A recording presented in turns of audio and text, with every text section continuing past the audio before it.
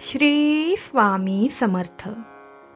हे परमेश्वरा, महाकुंभाची रहस्यमय कथा जे मनुष्य ऐकतील त्यांच्या भाग्यात या क्षणी सुखाचा चमत्कार करा. महाकुंभ मेळ्यामध्ये ज्यांना जाणं शक्य नाही त्यांनी पुराणातील महाकुंभाची ही कथा ऐकल्याने महाकुंभाला जाऊन येण्याचे फळ मिळेल आणि कितीही मोठी पापे धुवून निघतील आणि मोक्ष प्राप्त होईल. ही कथा शांतपणे ऐकल्याने मनुष्यावर येणारे भयंकर अटळ संकट देव टाळतो. ही कथा फक्त शांतपणे ऐकल्याने जन्माची गरिबी जळून जाईल आणि मनुष्याच्या कोणत्याही इच्छा अपूर्ण राहणार नाहीत. तसेच पाठची पनवती, साडेसाती, दारिद्र्य, दुःख, चिंता, शत्रू या सर्वांचा नाश झाल्याशिवाय राहणार नाही. या कथेचा मनुष्याच्या जीवनावर भयंकर मोठा परिणाम होतो असे अनेक भक्तांचे अनुभव आहेत. ही कथा शेवटपर्यंत ऐकल्याने सर्वात मोठा अनुभव येऊ शकतो आणि मनुष्याच्या सर्व मनोकामना पूर्ण होतात. त्यामुळे ही कथा शेवटपर्यंत ऐका, तरच तुम्हाला या कथेचा चमत्कारी अनुभव येऊ शकतो.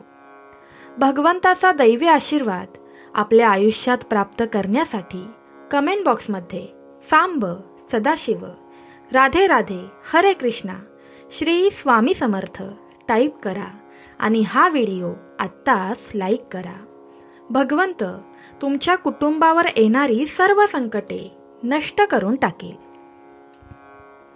उत्तर प्रदेशातील प्रयागराजमध्ये 4000 एकरमध्ये होणाऱ्या कुंभमेळ्यासाठी जगभरातून कोट्यवधी लोक आली आहेत, ज्यामध्ये फक्त 40 कोटी रुपये पाणी सुविधेचा खर्च आहे. 2025 मध्ये 1249 किलोमीटर लांबीची पाईपलाईन बसवली आहे. क्षेत्र 2013 मध्ये आयोजित करण्यात आलेला कुंभमेळा हा आजपर्यंतचा सर्वात मोठा धार्मिक कार्यक्रम मानला जात होता, ज्यामध्ये 12 कोटीहून अधिक भाविक सहभागी झाले होते. मात्र 144 वर्षानंतर होणाऱ्या महाकुंभाची भव्यता यापेक्षा कितीतरी पटीने अधिक असणार आहे. भारतातून आणि परदेशातून 40 कोटीहून अधिक भाविक येण्याची अपेक्षा आहे आणि त्याचे अंदाजे बजेट 6382 कोटी रुपये आहे. यावरून त्याची भव्यता कळू शकते. भारतीय अंतराळ संस्था इस्रोचे म्हणणे आहे की कुंभमेळा इतका मोठा आणि भव्य आहे की तो अंतराळातूनही पाहता येतो. पण हा प्रश्न तुमच्या मनात नक्कीच निर्माण होत असेल की या प्रचंड आणि प्राचीन घटनेची सुरुवात कुठून झाली आणि त्यामागचा इतिहास काय आहे.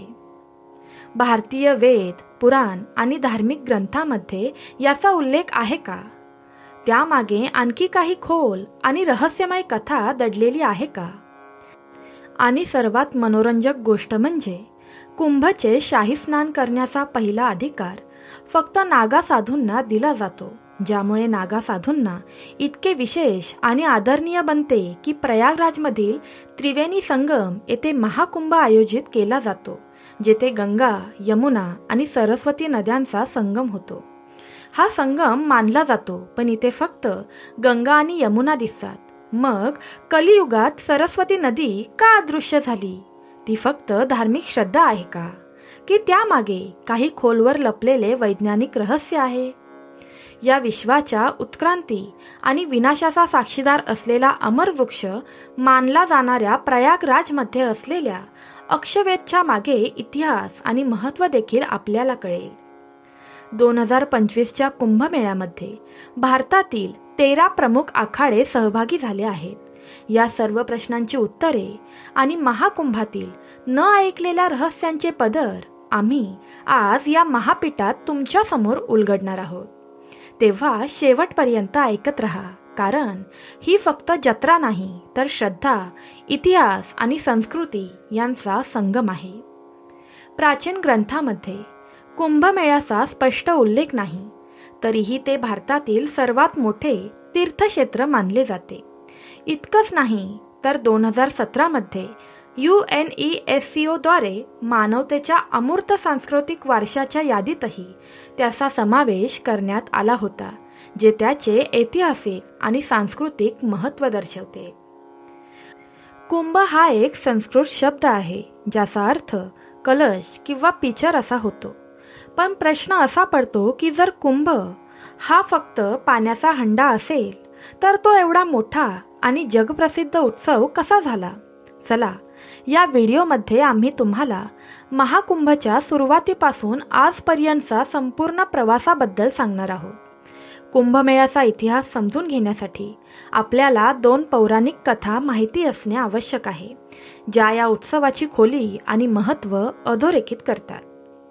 महाकुंभमेळ्याची पहिली कथा नाग आणि गरुडदेव यांच्यातील आहे, जी ऋषी कश्यप आणि त्यांच्या 2 पत्नी कद्रू आणि विंता यांच्याशी संबंधित आहेत.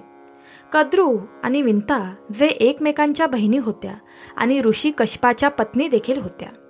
एके दिवशी कद्रूने ऋषी कश्यपकडून वरदान मागितले की त्यांना 1000 शक्तिशाली पुत्र हवे आहेत. कद्रू यांना 1000 अंडी मिळाल्याचे ऋषी कश्यप यांनी सांगितले. हे पाहून विंताने सुद्धा वरदान मागितले. तिला जरी कमी मुलगे असले तरी ते कद्रूच्या मुलांपेक्षा अधिक शक्तिशाली होतील. कश्यपने त्यालाही तथास्तु म्हटलं आणि विंताला 2 मोठी अंडी मिळाली. कालांतराने कद्रूची 1000 अंडी फुटली आणि त्यातून सापांची आई मानली जाणारी साप निघाली.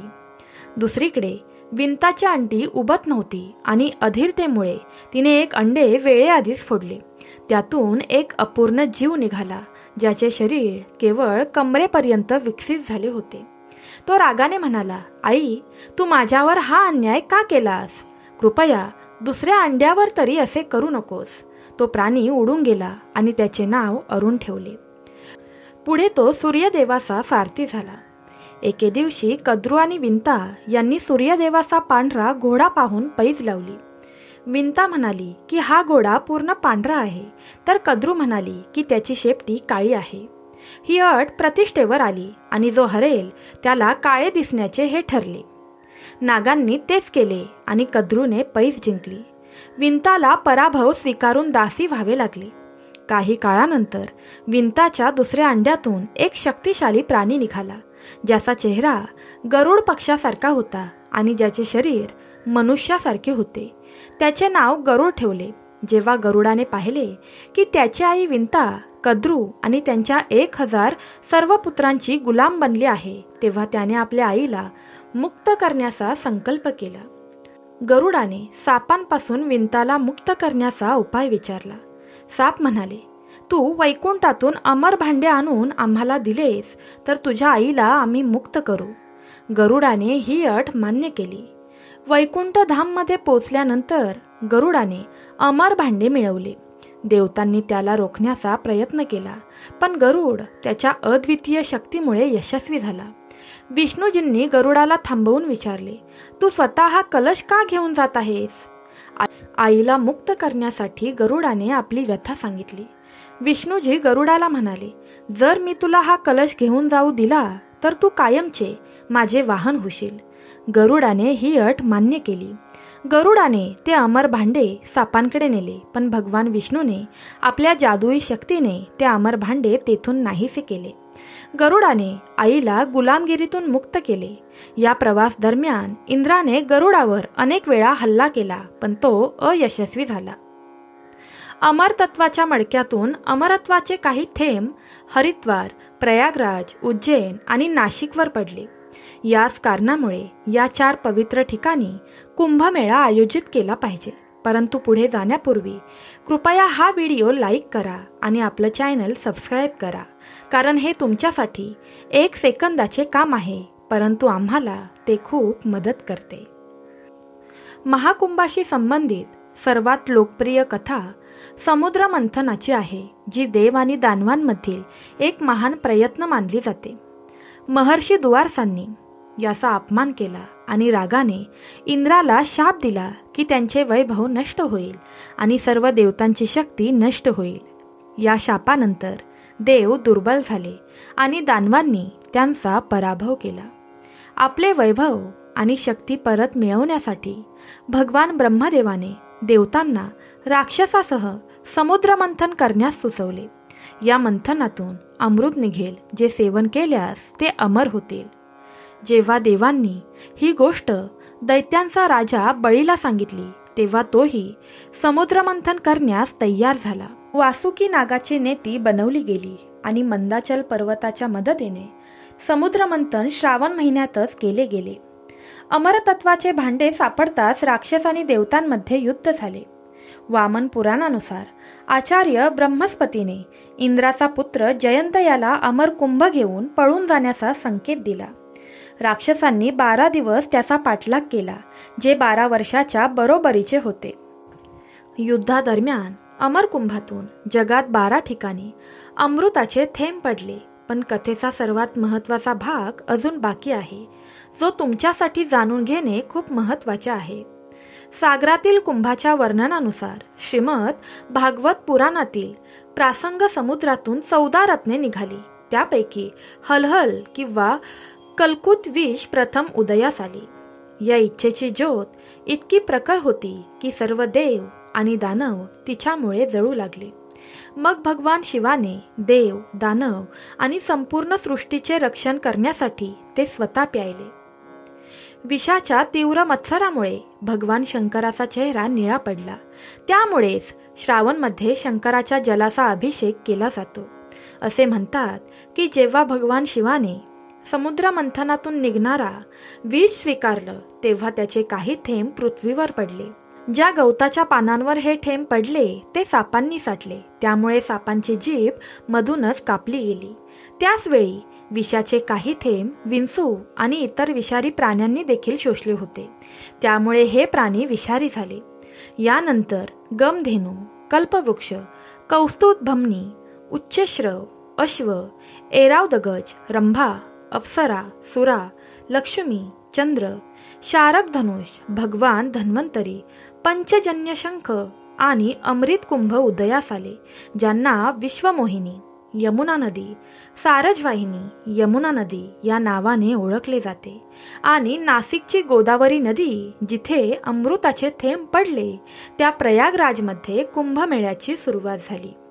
जिथे महाकुंभ आयोजित केला जातो तिथे गंगा आणि यमुनेचा संगम स्पष्टपणे दिसतो, पण सरस्वती नदी दिसत नाही. तरीही त्याला त्रिवेणी संगम म्हणतात. सरस्वती नदी अदृश्य का झाली याचा इतिहास आणि पुराणात डोकावून पाहावे लागेल. जेथे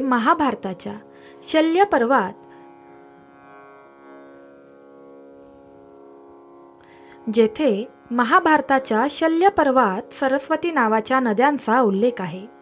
भागवत पुराणात सरस्वती नदीच्या प्रवाहाचे आणि तिच्या पोहण्याच्या ठिकाणाचे वर्णन केले आहे. पुराण काळात सरस्वती नदी सुवर्णभूमीत वाहत होती. नंतर या भूमीचे नाव स्वर्णराष्ट्र झाले. त्या काळी सौराष्ट्राचा परिसर प्राचीन मारवाडापर्यंत पसरला होता आणि या भूमीतून सरस्वती नदी वाहत होती. परंतु कालांतराने येथील लोक संपर्कात आले. यामुळे दुःखी होऊन सरस्वतीने ब्रह्मदेवाची परवानगी मागितली आणि मारवाड आणि सौराष्ट्र सोडून प्रयागमध्ये राहायला आले. असे म्हणतात की सरस्वती येथून निघून गेल्यावर ही समृद्ध भूमी हळूहळू वाळवंटात रूपांतरित झाली आणि आज तेच वाळवंट म्हणून ओळखले जाते. राजस्थानमध्ये नुकतेच जैसलमेर जिल्ह्यातील मोहनगड येथे बोरवेल खोदत असताना अचानक पाणी आले.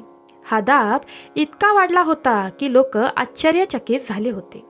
तुम्हाला काय वाटतं? हा सरस्वती नदीचा प्रवाह असू शकतो का? कृपया कमेंटमध्ये आपले मत मांडा.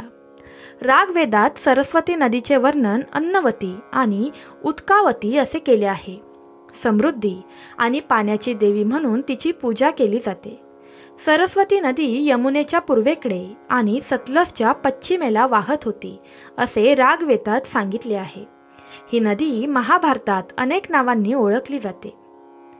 पलकशौतीप्रमाणे वेदस्मृती आणि वेदवती, तांड्या आणि जैमिनीय ब्राह्मण यांच्या मते सरस्वती नदी वाळवंटात कोरडी पडली होती. महाभारताच्या वृत्तांत विनाशन नावाच्या ठिकाणी त्याचे विलोपन झाल्याचे वर्णन आहे. ही ती नदी होती जिच्या काठी ब्रह्मावर्त आणि कुरुक्षेत्रासारखी प्राचीन ठिकाणे होती. बलरामाने द्वारका ते माथुरा असा प्रवास सरस्वती नदीतून केल्याचा उल्लेखही महाभारतात आहे. याशिवाय यादवांचे पार्थिव या नदीत विसर्जित करण्यात आले. या वर्णनावरून हे स्पष्ट होते की सरस्वती ही एक प्रचंड आणि महत्त्वाची नदी होती. तिला केवळ धार्मिक आणि सांस्कृतिकच महत्त्व नव्हते, तर वाहतूक आणि पर्यटकांसाठी ती उपयुक्त होती. वैदिक काळातील आणखी एका नदीचा उल्लेख आहे, जिला दृष्टवती असे म्हणतात. त्यामुळे नद्यांचे प्रवाह बदलले. दृष्टावती नदीने आपली दिशा बदलली आणि आज ती यमुना नदी म्हणून ओळखली जाते. ती सरस्वती नदीबरोबरच वाहू लागली आणि म्हणूनच प्रयागराजमधील 3 नद्यांच्या संगमाला त्रिवेणी संगम म्हणतात. महर्षी वेद व्यासांनी त्याला तीर्थराज प्रयाग असे नाव दिले, जे गंगा, यमुना आणि अदृश्य सरस्वती यांच्या संगमाचे पवित्र स्थान आहे. हे ठिकाण केवळ धार्मिकच नाही, तर ऐतिहासिक, सांस्कृतिक दृष्टिकोनातूनही अद्वितीय आहे. प्राचीन ग्रंथांमध्ये कुंभ म्हणजे फक्त एक साधे भांडे, पण हा साधा शब्द जगातील सर्वात मोठ्या मोठ्या धर्माचे आणि संस्कृतीचे प्रतीक कसे बनले, तेही अमर प्रतीक.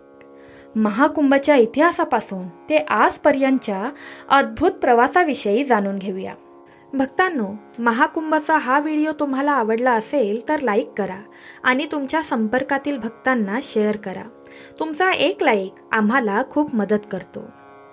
खरे तर वैदिक ग्रंथ, सूत्रसाहित्य, महाकाव्य, पुराण ग्रंथ, स्मृती किंवा धार्मिक ग्रंथात कुंभमेळ्याचा उल्लेख नाही आणि त्याचा पहिला उल्लेख रागवेदात नाहन पर्व या नावाने आढळतो.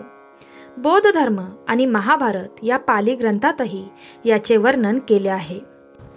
चीनी प्रवासी ह्युएन तासंगच्या प्रवास वर्णनानुसार सम्राट हर्षवर्धनने इसवी सन 644 मध्ये माघ महिन्याच्या अर्धकुंभाच्या निमित्ताने प्रयागराजमध्ये झालेल्या पंचवर्षीय धर्मसभेत भाग घेतला होता. त्यांनी या सभेत आपले सर्वस्व सांगितल्याचे अनेक सांस्कृतिक अभ्यासकांचे मत आहे. पण 9व्या शतकात अधिगुरु शंकराचार्यांनी कुंभमेळ्याची परंपरा हिंदू संस्कृती सुधारण्याच्या आणि लोककल्याणाच्या दृष्टीने सुरू केला.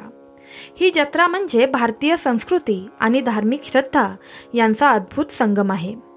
16व्या शतकात गोस्वामी तुलसीदास यांनी प्रयागराजमध्ये भरलेल्या वार्षिक मेळ्याचा उल्लेख त्यांच्या अमरकृती रामचरित मानसमध्ये केला आहे, जो कुंभमेळ्याची प्राचीनता आणि त्याचे ऐतिहासिक महत्त्व दर्शवतो. वायुपुराण आणि नारदीय पुराणात सरस्वती नदीच्या काठी वसलेल्या कुंभ आणि श्री कुंभतीर्थाचे वर्णन केलेले आहे. वेदांच्या अनेक श्लोकांमध्ये कुंभ, घट आणि कलश यांचा उल्लेख आहे. रागवेद आणि अर्थवेदातही तूप आणि मधाने भरलेल्या कुंभाचा संदर्भ आहे, जे त्याचे प्राचीनत्व आणि धार्मिक महत्त्व दर्शवते. इतिहासकार जदुनाथ सरकार यांच्या म्हणण्यानुसार नागा संन्याशांनी 1234 मध्ये कुंभच्या दिवशी निर्णायक विजय मिळवला होता. 17व्या शतकातील पर्थियन धार्मिक ग्रंथ दबिस्तान ए मुजाहिबमध्ये 1640 मध्ये कुंभ दरम्यान झालेल्या भीषण युद्धाचा उल्लेख आहे. 16व्या शतकाच्या उत्तरार्धात लिहिलेल्या तप्तक ए अकबरीमध्ये प्रयागराज संगम येथे वार्षिक स्नान उत्सवाचेही वर्णन आहे.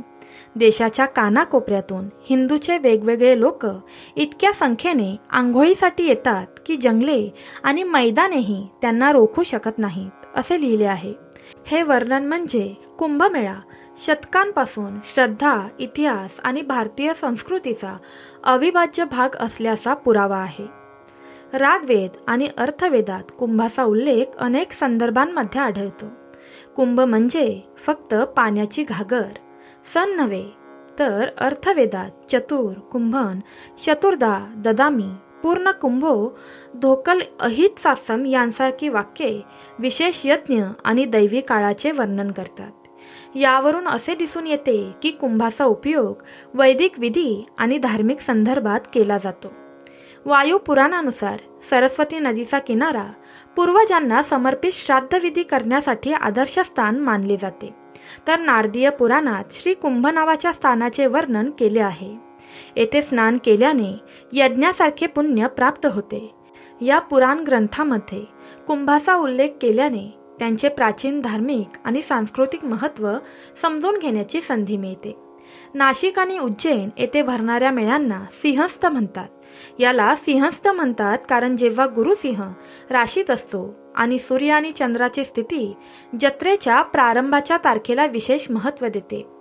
साध्वींनंतर तीर्थयात्रा मेळ्यांचा कल वाढला. 1868 मध्ये कुंभमेळ्याचा उल्लेख नाही. ब्रिटिश अधिकाऱ्यांनी कुंभबाग मेळा या नावाने अहवाल दिला.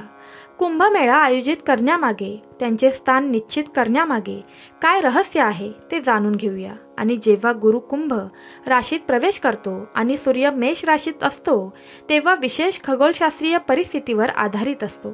जेव्हा सूर्य आणि बृहस्पती सिंह राशीत प्रवेश करतात तेव्हा उज्जैनमधील कुंभात महाउत्सव साजरा केला जातो. आणि वेदांमध्ये वर्णन केलेल्या खगोलशास्त्रानुसार बृहस्पती आणि सूर्याच्या या विशिष्ट खगोलीय स्थितींमध्ये प्रत्येक 12 वर्षांनी महाकुंभ आयोजित केला जातो.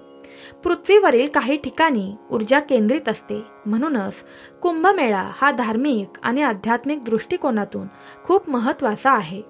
यापैकी एक म्हणजे त्याची भव्यता आणि विशालता अशी आहे की 2019 मध्ये भारतीय अंतराळ संशोधन संस्था म्हणजेच ISROने आपल्या 2 उपग्रहांद्वारे कुंभमेळ्याची छायाचित्रे घेतली होती. चित्रे त्रिवेणी संगमचे पावित्र्य, नवीन यमुना पुलाचे सौंदर्य स्पष्टपणे दिसत होते. स्नानाचा क्रम अतिशय पवित्र आणि शिस्तबद्ध आहे. ते आपल्या प्राचीन परंपरा आणि अध्यात्माचा भाग आहे. हे समजून घेणे फार महत्त्वाचे आहे की ज्याचे शरीर राखेने सजलेले आहे, ज्यांचे केस लांब आहेत, त्यांच्या हातात कमंडलू आहे, ज्यांचे अस्तित्व स्वतःमध्ये एक रहस्य आहे. आणि असे साधू स्वतः आणि त्यांचे कुटुंब पिंडदान देतात. सामान्य दिवसात ते कुठे राहतात किंवा काय खातात हे कोणालाच माहीत नाही, पण ते मोक्ष प्राप्तीसाठी कुंभाच्या शाही स्नानात न्हाऊन निघतात, जे त्यांच्या जीवनातील एकमेव ध्येय आहे. शतकानुशतके भारतीय संस्कृती आणि धर्मावर संकटांचे ढग दाटून आले आहेत. 14व्या शतकापासून ते 16व्या शतकापर्यंतचा काळ, जेव्हा मुघल आक्रमणे भारताच्या संस्कृतीवर आणि धर्मावर आक्रमक करत होते, त्यावेळी नागा धर्म आणि संस्कृतीच्या रक्षणासाठी साधूंनी महत्त्वाची भूमिका बजावली होती. तर ते केवळ शास्त्रातच पारंगत होते असे नाही, तर 18व्या शतकात अहमदशाह अब्दालीच्या रक्षणासाठी प्राणाची आहुती देण्यास तयार होते. अहमदशाह दुरानी या नावाने ओळखला जाणारा या नावानेही ओळखला जातो. त्याने भारतावर अनेक वेळा आक्रमक केले. 1748 मध्ये नरीदशहाच्या मृत्यूनंतर अफगाणिस्तानाचा शासक बनल्यानंतर अब्दालीने भारताला वारंवार लुटले, पण त्याचा सर्वात मोठा आणि क्रूर हल्ला 1757 मध्ये झाला, जेव्हा त्याने दिल्ली ताब्यात घेतली आणि महिनाभर अराजक आणि लुटमार केली. या हल्ल्याचा फटका फक्त दिल्लीपुरता मर्यादित नव्हता. मथुरा, वृंदावन, गोकुळ या पवित्र स्थळांवरही अब्दालीच्या कोर्याचा सामना करावा लागला. त्यावेळी नागा साधूंनी या स्थळांचे संरक्षण तर केलेच, शिवाय धर्म आणि संस्कृतीची मुळेही अबाधित ठेवली. अनेक वेळा परकीय आक्रमक झाल्यास स्थानिक राजा महाराजा नागा साधूंची मदत घेत असत. इतिहासात अशा अनेक गौरवशाली युद्धांचे उल्लेख आहेत, ज्यात 40,000हून अधिक नागा योद्ध्यांनी आपले शौर्य दाखवले. अहमदशाह अब्दालीने मथुरा आणि वृंदावनावर केलेल्या हल्ल्यानंतर गोकुळ लुटण्याचा प्रयत्न झाला, तेव्हा नागा साधूंनी आपले अदम्य सामर्थ्य आणि धैर्य दाखवून अब्दालीच्या सैन्याशी युद्ध केले आणि गोकुळचे रक्षण केले. या सहकार्याचा सन्मान करण्यासाठी हिंदू राजकर्ते आणि नागा साधू यांच्यात एक करार करण्यात आला. धर्म आणि राष्ट्र यांच्या रक्षणाची जबाबदारी नागा साधूंवर सोपवण्यात आली. या करारानुसार नागा साधूंना शाही सन्मान देण्यासाठी शाही स्नानाची परंपरा सुरू करण्यात आली. तेव्हापासून कुंभमध्ये पवित्र स्नान करण्याचा पहिला अधिकार नेहमीच नागा साधूंना देण्यात आला. तथापि प्रत्येक परंपरेप्रमाणे ही परंपरा देखील वादांपासून अस्पर्श राहिलेली आहे. 1310 मध्ये महानिर्वाणी आखाडा आणि रामानंद वैष्णव आखाडा यांच्यात रक्तरंजित संघर्ष झाला. 1760 मध्ये शैव आणि वैष्णव साधू यांच्यात शाही स्नानाबद्दल जोरदार भांडण झाले. हे वाद थांबवण्यासाठी इंग्रजांनी आखाड्यांमध्ये आंघोळीचा क्रम निश्चित केला. ही शिस्त आजही कुंभमेळ्याच्या परंपरेचा एक भाग आहे. त्यामुळे महाकुंभात नागा साधू प्रथम शाही स्नान करतात. नागा साधूनंतर संत समाज दुसऱ्या दिवशी संगमात स्नान करतो आणि संत समाज स्नान केल्यानंतर पीडित लोक पवित्र संगमात स्नान करण्यासाठी उतरतात. हा नागा साधू एका विशेष लष्करी पंथाचा भाग आहे. त्यांच्याकडे त्रिशूळ, तलवार, शंख आणि पाईप यांसारख्या वस्तू आहेत, ज्या त्यांची लष्करी स्थिती आणि परंपरा दर्शवतात. नागा साधू हे स्वतःमध्ये एका फिरत्या सैन्यासारखेच असतात. त्यांची त्यांच्या प्रमुख देवता भगवान शिवाप्रती अपार भक्ती आणि समर्पण असते. नागा साधूंची दीक्षा प्रक्रिया प्रयागराज, हरिद्वार, नाशिक आणि उज्जैन येथे कुंभ दरम्यानच होते. त्यांना दीक्षा स्थळानुसार वेगवेगळी नावे देण्यात आली आहेत.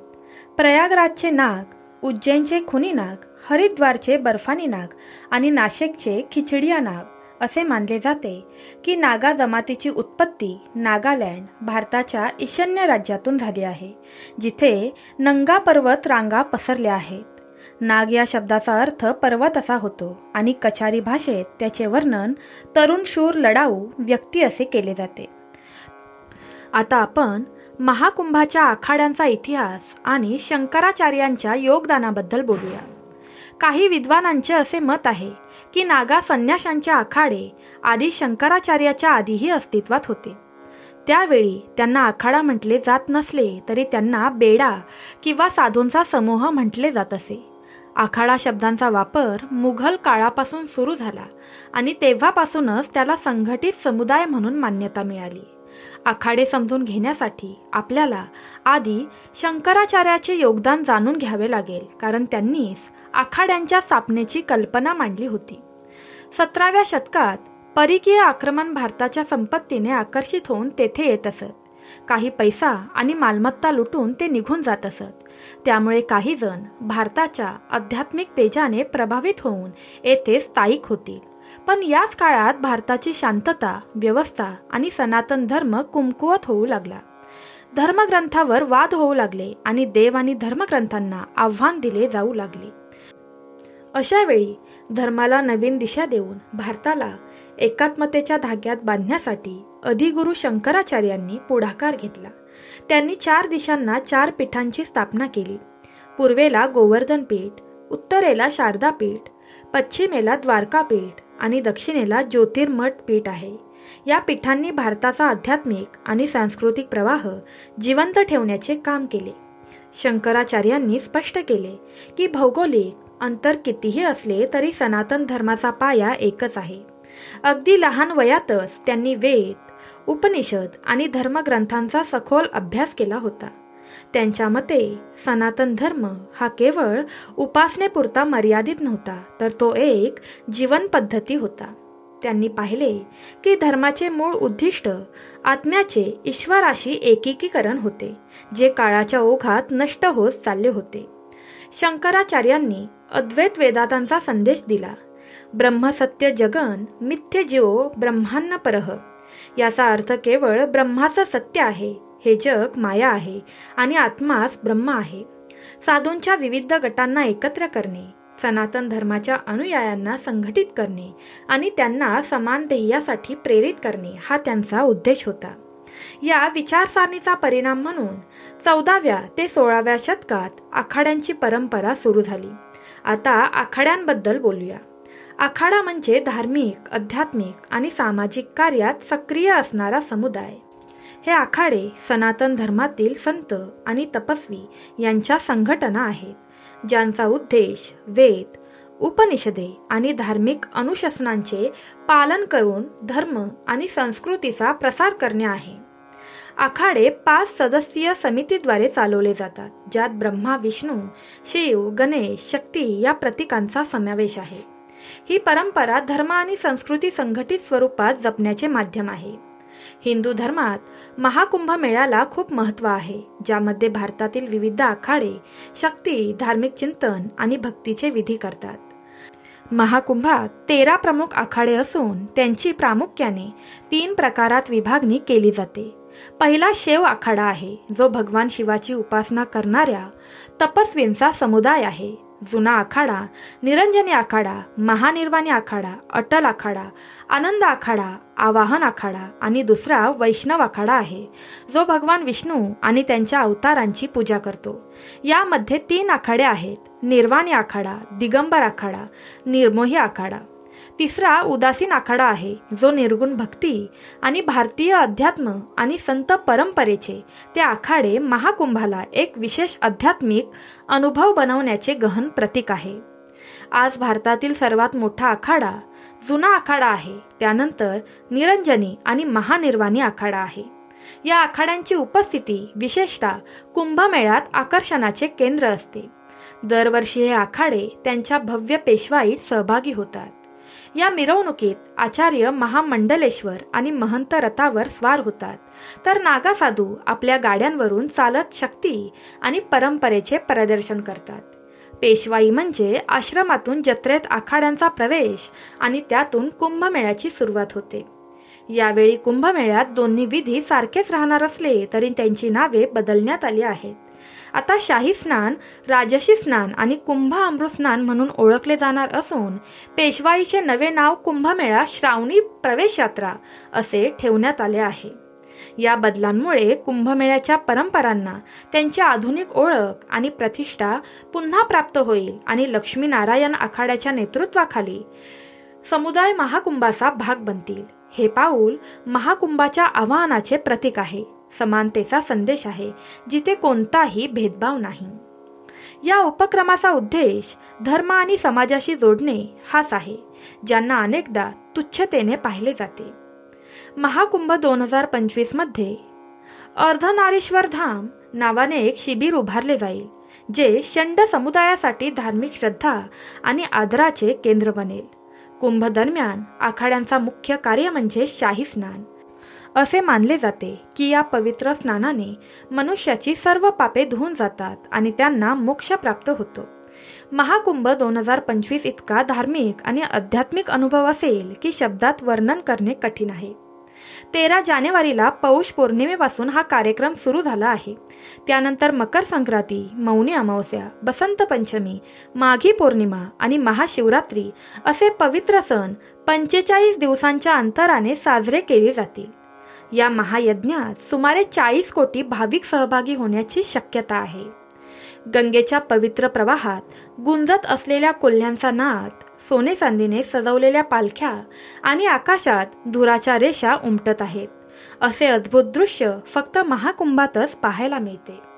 पहाटे 4 वाजल्यापासून गंगेच्या लाटा आणि थंडगार वाऱ्याची झुळूक देवतांच्या स्वागतासाठी थांबलेली दिसते. हातात पारंपरिक शस्त्रे, डोळ्यात शाश्वत भक्तीची चमक घेऊन नागासाधू प्रथम घाटाकडे निघून शाही स्नानाला सुरुवात करतात. त्यानंतरच इतर भाविकांना स्नान करण्याची परवानगी दिली जाते. आता आपण त्या अक्षय वट बद्दल बोलूया, ज्याला अमर वृक्ष देखील म्हणतात. पौराणिक कथानुसार प्रयागामध्ये स्नान करून अक्षय वटची पूजा करून दर्शन घेतल्याशिवाय पूर्ण लाभ मिळत नाही. हे दैवी वृक्ष प्रयागराजच्या मुघल सम्राट अकबराच्या किल्ल्यातील पातालपुरी मंदिरात आहे आणि ते सर्वात प्राचीन मंदिरांपैकी एक मानले जाते. आता काही नष्ट झाले तरी हे झाड हिरवेच राहणार आहे. या वटवृक्षावर श्रीकृष्ण बाल स्वरूपात बसले होते असे म्हणतात. बाल मुकुंदाच्या रूपात श्रीहरी या पवित्र वृक्षाच्या पानांवर झोपतात. कालिदासाच्या रघुवंश आणि चीनी प्रवासी ह्युएन तासंगच्या प्रवास वर्णनातही याचा उल्लेख आहे. शालिग्राम श्री वास्तव यांच्या प्रयाग प्रदीप या पुस्तकातही अक्षयवटचा उल्लेख आहे. पौराणिक आणि ऐतिहासिक पुराव्यांनुसार भक्त मोक्षप्राप्तीसाठी या वटवटीच्या उंच फांद्यांवरून उडी मारत असत, परंतु मुघल राजकर्त्यांनी ही परंपरा रद्द केली आणि सामान्य यात्रेकरूंना अक्षयवटचे दर्शन घेण्यावर बंदी घातली. ब्रह्मदेवाने स्थापित केलेले टंकेश्वर शिवलिंग नावाचे मंदिर आहे, ज्यावर अकबराची पत्नी जोधाबाई जल अभिषेक करत असे. अदृश्य सरस्वती नदी अक्षयवटाच्या खालून वाहते असे म्हटले जाते. संगम स्नानानंतर अक्षयवटाचे दर्शन व पूजा केल्याने संतती वृद्धीपासून समृद्धीपर्यंतच्या सर्व मनोकामना पूर्ण होतात. भक्तांनो, जर तुम्हाला महाकुंभाची माहितीपट हा व्हिडिओ आवडला असेल तर कृपया तुमचा अनुभव कमेंट बॉक्समध्ये शेअर करा आणि आपल्या चॅनलला सबस्क्राईब करायला विसरू नका. यामुळे आम्हाला खूप मदत होते. महाकुंभाच्या गौरवशाली इतिहासातील एक विशेष घटना 1954 मध्ये घडली, जेव्हा भारताचे पहिले राष्ट्रपती डॉक्टर राजेंद्र प्रसाद यांनी प्रयागराज येथे कुंभमेळ्यादरम्यान कल्पवास केला. गडाच्या छतावर त्यांच्यासाठी खास छावणीची स्थापना केली होती, जी आज राष्ट्रपतींचे दर्शन म्हणून ओळखली जाते.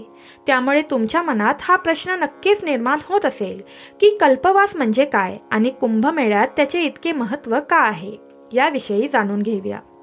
धार्मिक मान्यतेनुसार सूर्य जेव्हा मकर राशीत प्रवेश करतो तेव्हा प्रयागराजमध्ये सुरू होणाऱ्या कल्पवासात कल्पाचे पुण्य प्राप्त होते. शास्त्रानुसार कल्प म्हणजे ब्रह्मदेवाचा एक दिवस. रामचरितमानस, महाभारत अशा अनेक ग्रंथांमध्ये कल्पवासाचे महत्त्व सांगितले आहे. कल्पवास ही एक कठीण प्रथा आहे. या काळात व्यक्तीला आपल्या इच्छांवर नियंत्रण ठेवावे लागते. महिनाभर चालणाऱ्या कल्पवासात कल्पवासियांना आहार किंवा उपवास करावा लागतो. तसेच दिवसातून 3 वेळा गंगेत स्नान करणे बंधनकारक आहे. कल्पवास सुरू केल्यानंतर 12 वर्षे तो चालू ठेवावा लागतो. या काळात स्वच्छ पिवळे आणि पांढरे कपडे घालण्याचे विशेष महत्त्व आहे. कल्पवासाच्या पहिल्या दिवशी कल्पवासी जवाच्या बिया पेरतात आणि त्यांच्या मंडपाजवळ तुळशीचे रोप लावतात. महिनाभर जवाची छोटी छोटी रोपे उगवली जातात, जे निघताना गंगेत वाहू जातात. याशिवाय तुळशीच्या रोपाला दररोज गंगाजलाने पाणी दिले जाते. असे मानले जाते की जो कल्पवास करतो तो पुढील जन्मात राजा म्हणून जन्माला येतो. तसेच जो मोक्षाचा संकल्प घेऊन कल्पवास करतो त्यांना मोक्ष प्राप्त होतो. महाकुंभ 2025 श्रद्धा, परंपरा, भक्तीचा हा महान संगम पुन्हा एकदा इतिहास घडवणार आहे. आता कुंभाचे किती प्रकार आहेत आणि ते कोणत्या आधारावर आयोजित केले आहेत ते जाणून घेऊया. प्रथम येतो महाकुंभ मेळा. सर्व महाकुंभामध्ये महाकुंभ हा सर्वश्रेष्ठ मेळा आहे. त्यांचे सर्वात मोठे वैशिष्ट्य म्हणजे ही जत्रा 2 शतकांतून एकदाच भरवली जाते. प्रयागराजमध्ये 144 वर्षांनंतर महाकुंभाचे आयोजन करण्यात आले आहे. दुसरा संपूर्ण कुंभमेळा. पूर्ण कुंभमेळा दर 12 वर्षांनी एकदा भरतो. कुंभमेळ्याच्या विपरीत अर्धकुंभ दर 6 वर्षांनी साजरा केला जातो. प्रयागराज आणि हरिद्वार या 2च ठिकाणी यांचे आयोजन केले जाते. अर्ध म्हणजे अर्धा, म्हणून याला कुंभमेळ्याची मधली घटना म्हणून पाहिले जाते आणि शेवटचा कुंभमेळा. भारतातील 4 प्रमुख ठिकाणी कुंभमेळ्याचे आयोजन केले जाते: हरिद्वार, नाशिक, उज्जैन आणि प्रयागराज. यावेळी भाविक गंगा, गोदावरी आणि क्षिप्रा या नद्यांमध्ये श्रद्धेने स्नान करतात. प्रयागराज येथील संगमातील स्नानाला विशेष महत्त्व आहे. तर हे कुंभचे प्रकार आणि त्यांच्या संघटनेचे संपूर्ण वर्णन होते. हा प्रश्न तुमच्या मनात नक्कीच निर्माण होत असेल की कुंभावर कोट्यवधी रुपये खर्च करून सरकारला काय मिळते. 1882 ते 2025 या काळात सरकारने महाकुंभावर किती बजेट खर्च केले आणि त्यातून सरकारला किती उत्पन्न मिळाले ते जाणून घेऊयात. 1882 मध्ये महाकुंभावर फक्त 20,228 रुपये खर्च झाले होते. त्या तुलनेत जत्रेतून एकूण 49,840 रुपयांचे उत्पन्न मिळाले होते, जे तिजोरीत जमा झाले. अशा प्रकारे सरकारला कुंभमधून 29,612 रुपयांचा नफा झाला. त्यावेळी भारताची एकूण लोकसंख्या 22,50,00,000 असतानाही मोनी अमावस्येला सुमारे 8 लाख भाविकांनी स्नान केले होते. यावेळी महाकुंभ मेळ्यात परदेशी नागरिकही मोठ्या संख्येने सहभागी होत आहेत. राज्य सरकारच्या पर्यटन विभागाने या पाहुण्यांच्या निवासाची आणि सोयीची विशेष काळजी घेतली आहे. त्यासाठी अनेक पर्यटन पॅकेजेस तयार करण्यात आली आहेत. काळानुसार केवळ भाविकांची संख्या वाढली नसल्याचे या आकडेवारीवरून स्पष्ट होते. उलट कार्यक्रमाचे बजेट, उत्पन्न आणि व्यवस्थेचीही पातळी सातत्याने वाढत आहे. 13 जानेवारीपासून सुरू होणारा महाकुंभ 26 फेब्रुवारीपर्यंत म्हणजेच 45 दिवस चालणार आहे. यावरून आपण अंदाज लावू शकता की ही जागतिक पातळीवरील मोठी घटना आहे. जर तुम्हाला भारतात राहण्याचे सौभाग्य मिळाले असेल तर तुम्ही या महाकुंभला एकदा अवश्य भेट द्या. येथे तुम्हाला एक वेगळीच दैवी ऊर्जा जाणवेल. अशा थंडी आणि गर्दीच्या परिस्थितीतही लोक त्रिवेणी संगमावर शाही स्नान करायला मागे पुढे पाहत नाहीत. परदेशातून येणाऱ्या लोकांनाही येथे सकारात्मक ऊर्जा जाणवली आहे. त्यामुळेच त्यांना पुन्हा पुन्हा महाकुंभाला यायचे आहे. भक्तांनो, जर तुम्हाला या व्हिडिओपासून नवीन काही शिकायला मिळाले असेल आणि आमचा व्हिडिओ तुम्हाला आवडला असेल तर नक्कीच व्हिडिओला लाईक करा, तुमच्या मित्रपरिवारांसोबत शेअर करा आणि हे चॅनल सबस्क्राईब करायला विसरू नका. पुन्हा भेटूया एका नवीन व्हिडिओसोबत. तोपर्यंत सर्वांनी तुमची काळजी घ्या. श्री स्वामी समर्थ. सांब सदाशिव. हरे कृष्ण. राधे राधे. ओम नमो भगवते वासुदेवाय नमः.